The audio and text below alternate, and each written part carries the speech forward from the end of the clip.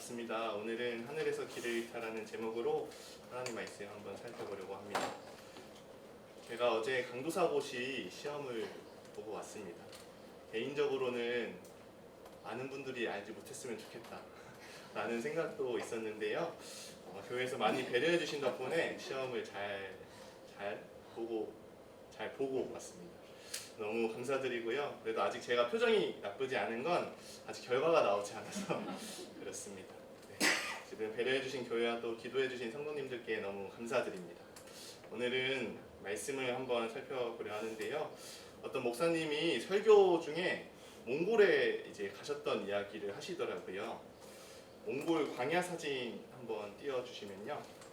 그 목사님이 설교 중에 이런 몽골의 넓은 평야의 사진을 보여주면서 어디가 동쪽인 것 같으냐 이렇게 물으셨어요. 근데 이제 목사님도 모른다고 말씀하시면서 문득 궁금해지셨대요. 몽골에 계실 때.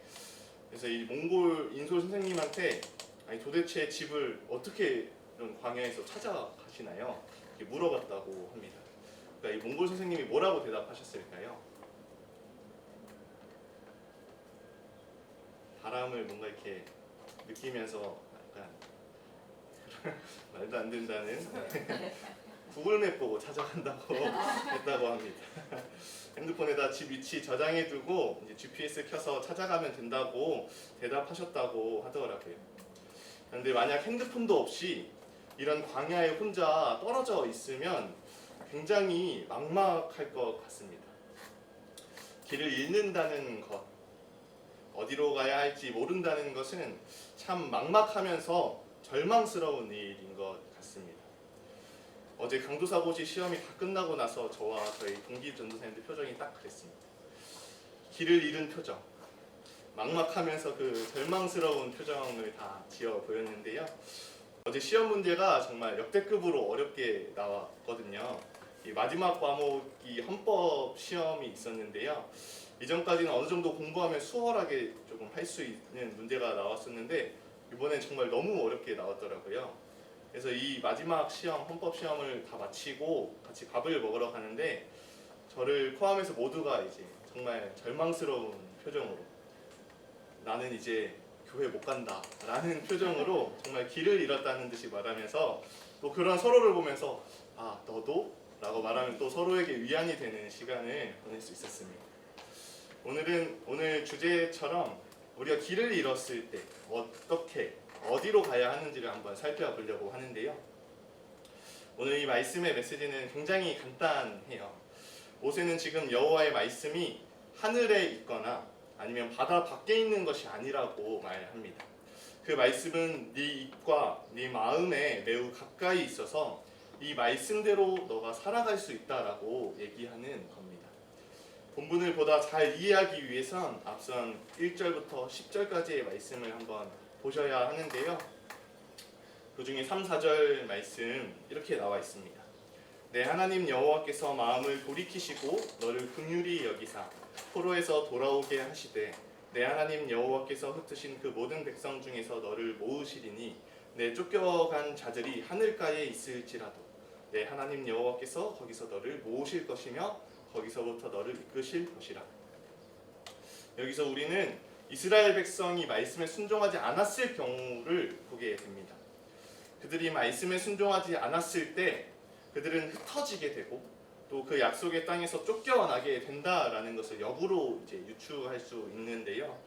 그런데 너희가 이 명령에 순종하고 이 말씀에 온전히 따른다면 너희가 쫓겨나 하늘가에 있을지라도 하나님이 너희를 다 불러 모으실 것이라 이야기하는 것입니다.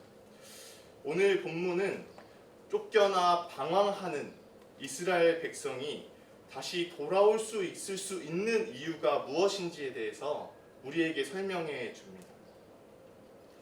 이 1절부터 오늘 본문의 말씀까지 저희가 살펴보면 우리가 알 수 있는 것은요. 너희가 쫓겨나서 하늘가에 있을지라도 그 말씀은 쫓겨나 하늘가에 있는 너희의 입술에 너희의 마음에 매우 가까이 있을 것이라고 말한다는 것입니다. 이스라엘 백성이 말씀에 순종하지 않고 지금 쫓겨났음에도 그들이 죄악을 범했음에도 그 말씀은 그들을 떠나지 않고 그들에게 여전히 매우 가까이 있다라는 것을 이야기하는 겁니다. 그런데 우리의 문제는 여호와의 말씀은 우리의 입술에 또 마음에 두시겠다 하셨는데 정작 우리 마음에 주를 향한 사랑이 없다라는 것이 우리의 문제이죠. 에스겔 선지자는 다음과 같이 이야기하는데요. 에스겔서 33장 31절 말씀 우리 함께 읽겠습니다. 백성이 모이는 것 같이 내게 나아오며 내 백성처럼 내 앞에 앉아서 내 말을 들으나 그대로 행하지 아니하니 이는 그 입으로는 사랑을 나타내어도 마음으로는 이익을 따르니라. 아멘. 하나님은 우리에게 그 말씀을 두셨습니다. 끊임없이 우리에게 외치시고 말씀하세요. 그런데 우리는 입으로만 사랑을 말하고 우리 마음은 정작 우리의 유익을 따른다는 겁니다. 제가 청년부 제자반을 하면서 존 스토트 목사님이 쓰신 기독교의 기본 진리라는 책에 나오는 내용을 잠깐 설명했었습니다. 존 스토트 목사님은 책에서 윌리엄 홀먼 헌트의 세상의 빛이라는 그림을 보여주시는데요. 바로 이 그림입니다.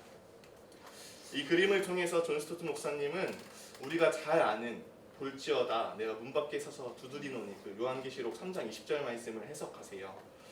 이 헌트의 그림을 보면 이 예수님이 지금 앞에 서 계신 이 문에 특징이 있다는 겁니다. 어떤 건지 찾으셨나요? 좀 사실 어두워서 뭐가 뭔지 잘 모르겠죠? 네. 이 헌트의 그림의 특징은 이 문에 손잡이나 문고리가 없다는 거예요. 헌트는 이것을 의도적으로 그리지 않았다라고 합니다. 이것이 말하는 바는 예수님이 지금 우리의 문을 열기 위해서 두드리고 계시는데 그분은 결코 우리의 문을 강제로 열지는 않으신다라는 겁니다.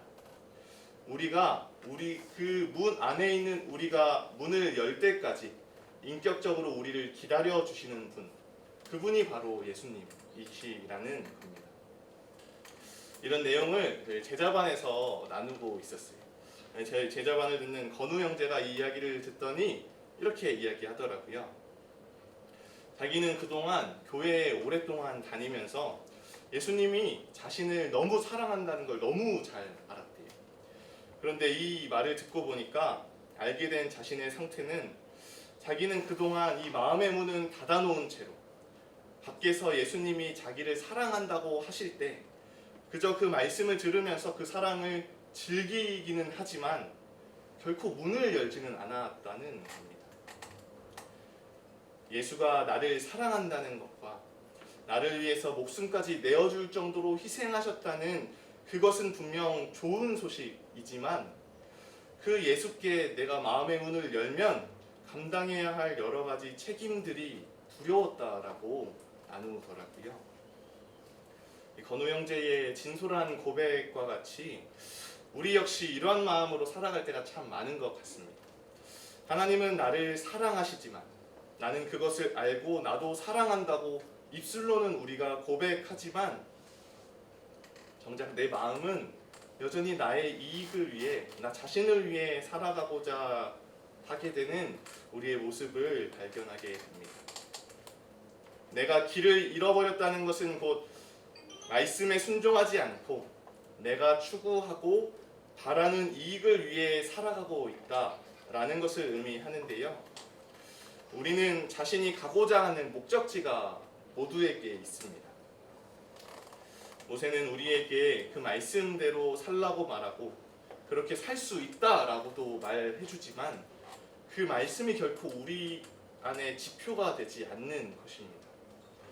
우리는 하나님이 아니라 자신이 원하는 바, 자신의 목적지를 설정해두고 그곳으로 자신의 이익을 위하여 계속해서 나아간다라는 겁니다.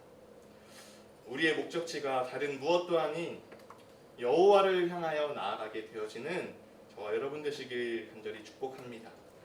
다른 무엇도 아닌 성령 충만을 바라고 예수를 닮아가는 삶이 우리의 목적이 되어서 하나님의 영광을 위한 삶을 진정 하나님 나라가 목적지 되어지는 삶을 살아가는 저와 여러분 되시길 주님의 이름으로 간절히 축복합니다. 자꾸 강도사고시 이야기를 드려서 죄송한데요. 슬픈 이야기입니다. 이런 의미에서 제 목적도 강도사가 되는 것에 두어서는 안 되겠다라는 생각을 하였습니다. 어제 오전에 이제 조금 오전 넘어서까지 시험을 다 보고요. 오후에는 이제 또 면접을 기다리고 있었습니다. 한 공간에 이제 세 분 목사님이 계시고요. 그 세 분 목사님이 다 따로 앉아서 이제 그 담당하시는 그러니까 전도사들이 한 분 한 분 이제 가서 1대1로 목사님과 이제 면접을 봐야 했어요. 저는 2번 목사님께 배치되어 있었습니다.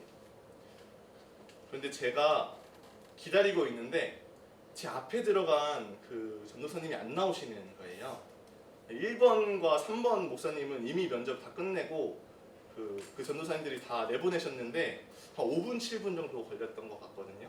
근데 2번 목사님은 10분이 지나도 안 나오게 하시더라고요. 계속해서 인터뷰를 하시는 거였습니다. 그래서 제가 속으로 큰일 났다 라는 생각을 했습니다.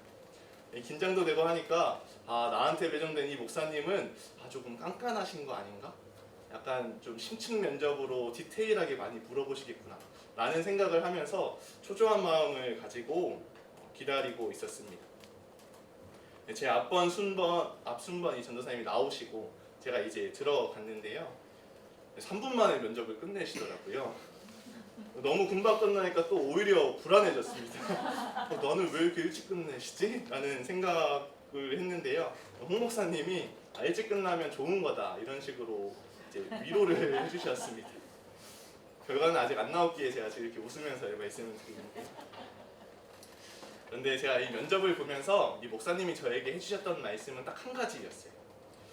제가 강도사고시를 열심히 준비하고 공부하고 지금 이 사역을 감당하고 있는데 지금 전도사님이 나중에 목사가 되면 목회를 말로 하는 목사가 아니라 삶으로서 목회하는 목사가 되었으면 좋겠다라는 말씀이었습니다. 제가 오늘 이 설교를 준비하면서 그 목사님의 말씀이 묵상이 되어지더라고요. 제가 강도사고시에 떨어지면 교회 오는 게 잠시 조금 오래 부끄러울 수 있을 것 같습니다. 그런데 제 목적은 강도사를 달고 내가 목사가 되는 것이 목적이 아니라는 것을 하나님이 알게 해주셨어요. 진짜 하나님을 위하여서 살아가는 그 삶이 목적이 되어야 한다라는 것을 하나님이 깨닫게 해주신 것입니다. 목사가 되는 것이 나쁜 것은 당연히 아닐 겁니다. 너무나 기쁘고 귀한 일일 거예요. 그런데 그것 자체가 목적이 되어선 안 된다는 겁니다. 마찬가지로 장로와 권사와 순장으로 세워지는 것 역시 너무 귀한 일이지만 그것을 위해서 우리가 사역하고 섬기고 있지는 않다라는 겁니다. 우리는 참 좋은 것을 위하여서 살아가고 또 이 복음이라는 메시지를 받아들여서 믿음으로 살아가지만 어느 순간 나에게 이 좋은 것이 아니라 좋은 것을 좋아지게 할 수 있어 보이는 것들, 그 옆에 있는 격가지를 바라보면서 살아갈 때가 참 많은 것 같습니다. 그런데 그런 우리에게 바울은 오늘 본문 말씀을 빗대어서 로마서 10장에서 이렇게 말하는데요. 로마서 10장 6에서 8절 말씀입니다. 함께 읽겠습니다. 믿음으로 말미암는 의인은 이같이 말하되 내 마음에 누가 하늘에 올라가겠느냐 하지 말라 하니 올라가겠느냐 함은 그리스도를 모셔 내리려는 것이요 혹은 누가 무저갱에 내려가겠느냐 하지 말라 하니 내려가겠느냐 함은 그리스도를 죽은 자 가운데서 모셔 올리려는 것이라. 그러면 무엇을 말하느냐? 말씀이 내게 가까워 내 입에 있으며 내 마음에 있다 하였으니 곧 우리가 전파하는 믿음의 말씀이라. 아멘. 바로 이 말씀이 우리가 전파하는 믿음의 말씀이라고 이야기합니다. 그리고 이어지는 9절에서 이렇게 말해요. 내가 만일 내 입으로 예수를 주로 시인하며 또 하나님께서 그를 죽은 자 가운데서 살리신 것을 내 마음에 믿으면 구원을 받으리라. 우리가 전파하는 이 믿음의 말씀, 우리의 믿음의 본이 되시는 분, 곧 우리 주 예수 그리스도를 이야기하는 것입니다. 우리가 그리스도를 믿으면 그가 죽은 자 가운데서 살아나셨다는 것처럼 우리도 죽음을 이기는 생명으로 나아가게 될 수 있다는 겁니다. 우리가 진정 그 예수 그리스도를 믿는 진짜 그 믿음으로 살아갈 수 있게 되길 소망합니다. 로마서를 통해서 바울이 말하는 것처럼 내가 하늘에 올라가는 것이나 또 내가 무저갱에 내려가는 것이 아니라 그리스도께서 오르고 내리셨음을 우리는 기억해야 합니다. 오늘 본문은 우리가 하늘가에 있어도 길을 잃고 헤매고 있을지라도 말씀이 우리에게 매우 가까이 있을 것이라 이야기해 주었습니다. 곧 말씀이 육신이 되어 이 땅에 오신 임마누엘 되신 예수 그리스도께서 우리가 하늘가에 있을지라도 우리가 어느 곳에 있을지라도 우리와 함께 하신다라는 것을 말씀해 주시는 것입니다. 우리가 길을 잃었을 때 우리가 다시 본향으로 원래 추구하고 원래 바라보았던 곳을 바라보며 나아갈 수 있는 것, 우리가 그렇게 돌아올 수 있는 이유는 오직 그 주 되신 그리스도의 은혜로 말미암음입니다. 만일 내가 입술로만 주를 사랑하였다 고백하고 있었다면, 내가 길을 잃고 어디서부터 잘못된 것인지도 모른 채로 여전히 헤매이고 방황하고 있었다면, 지금도 나와 함께 하시는 내 안에서 나에게 외치시고 나에게 말씀하고 계시는 그 주님의 음성을 듣고 그 말씀에 순종하여서 그 주님께 나아가게 되어지길 간절히 소망합니다. 주를 사랑한다는 고백이 나의 입술의 고백으로만 끝나는 것이 아니라 진정 나의 마음의 고백이 되고 내 삶으로 간증할 수 있는 저와 여러분 되시길 주님의 이름으로 간절히 축복합니다. 말씀을 맺으려고 합니다. 여러분, 밤에 가로등 위치를 보면 불나방들이 이렇게 많은 벌레들이 이렇게 모여 있는 것을 볼 수 있는데요. 곤충들이 이렇게 그 빛으로 모여드는 이유를 혹시 아시나요? 그래서 제가 찾아봤는데요. 곤충은 우리와 인식하는 바가 다르다고 합니다. 우리는 이 중력을 느끼고 위아래가 어디인지 구분을 할 수 있는 기관이 있는데, 이 날아다니는 이 곤충들은 공중에 떠 있을 때 바람이나 아니면 자기 날개짓에 의해서 위아래가 바뀌는 경우가 있기 때문에 구분하기 쉽지 않아서 이 곤충은 위아래를 빛으로 구분을 한다고 해요. 이 빛이 위에 있으면 곤충은 빛이 있는 곳이 위에 있다라고 생각한다고 합니다. 그런데 이 빛이 아래에 있으면 곤충들이 이렇게 날아가다가 내가 뒤집어져 있네 하고 몸을 뒤집는다는 거예요. 뒤집어서 이제 떨어진다고 합니다. 그래서 본능적으로 밝은 쪽으로 등을 뒤집는다고 하는데요. 결국 이 빛을 보고 빛으로 나오는 곤충들은 소수인데, 이 빛으로 인해서 이 인공적인 빛에 갇혀서 균형 감각을 잃어버려 계속 헤매이게 되고 있는 그 곤충들이 많다라는 것을 보았습니다. 저는 이런 이 곤충들의 모습이 마치 우리의 모습과 같다라는 생각을 하게 되었어요. 분명 우리가 원래 가고자 했던 곳과 우리가 부르심을 받아서 믿음으로 처음 살게 되었을 때 그 모습은 지금 나의 모습과는 많이 다르지 않은가라는 생각을 하게 되었습니다. 처음과는 달리 세상의 다른 여러 유혹에 빠져서 인공적인 것에 취하여서 길을 잃고 헤매이는 경우가 우리 가운데 참 많다라는 생각을 하게 되었습니다. 우리는 방향을 잃고 목적지를 잃고 하늘가를 그렇게 떠돌게 되는 것입니다. 그러나 그런 우리에게 주님은 너희가 결코 길을 잃지 않을 것이다 라고 말씀해 주세요. 내가 너희와 매우 가까이 있다. 아니, 내가 너희 속에 지금 거하고 있다. 너희가 방황하고 있는 그 길이, 너희가 헤매이고 있는 그 길이 지금은 알지 못할지라도 내가 너희와 함께하며 한 걸음 한 걸음 나아가게 하고 있는 그 인도함 아래에 있다라고 우리에게 이야기하시는 것입니다. 우리 속에서, 우리 인생 가운데에서 그렇게 말씀하시고 우리를 인도해 가시는 그 주님의 음성에 귀 기울여 우리가 순종하며 나아갈 수 있는 저와 여러분 되시길 주님의 이름으로 간절히 축복합니다.